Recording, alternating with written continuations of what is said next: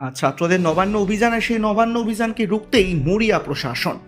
নবান্ন অভিযান রুখতে সতর্ক রয়েছে পুলিশ এবং আন্দোলনকারীরা যাতে গার্ডরেল কিংবা ব্যারিকেড ধরে ঝাঁকাতে না পারেন তা নিশ্চিত করতে সেগুলির ওপর দেওয়া হচ্ছে মোবিল এবং গ্রিজের পরত।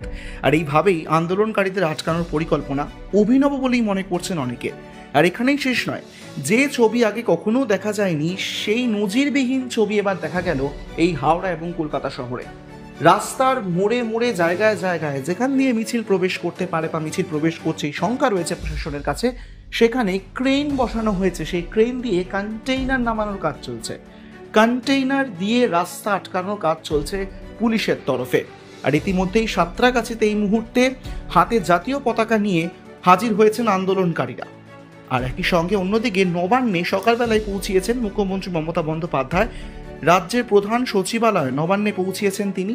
আবার অন্যদিকে একদিকে যেরকম প্রশাসন ব্যস্ত প্রশাসনের কাজ নিয়ে, অন্যদিকে আজকে ছাত্রদের আন্দোলন ঘিরেও একেবারে তুঙ্গে রাজনৈতিক চর্চা। ছাত্রদের নবান্ন অভিযান আজকে রয়েছে এবং তা আটকাতে যথাযথ ব্যবস্থা করা হচ্ছে প্রশাসনের তরফে। অন্যদিকে শান্তিপূর্ণভাবে মিছিল করুন এমনই বার্তা দিয়েছে পুলিশ।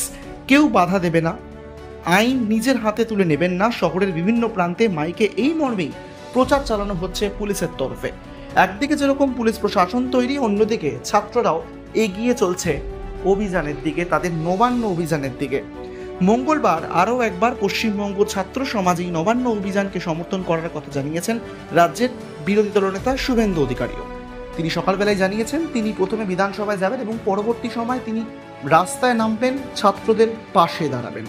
সব মিলিয়ে নবান্ন অভিযান নিয়ে একেবারে রাজ্য রাজনীতির পারদ তুঙ্গে।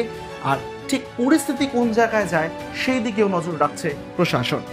একদিকে যেরকম রাস্তায় তৈরি পুলিশ এবং প্রশাসন, অন্যদিকে আকাশপথেও চালানো হচ্ছে নজরদারি। ড্রোনের মাধ্যমে আকাশপথ থেকে নজর রাখা হচ্ছে মিছিলের ওপর।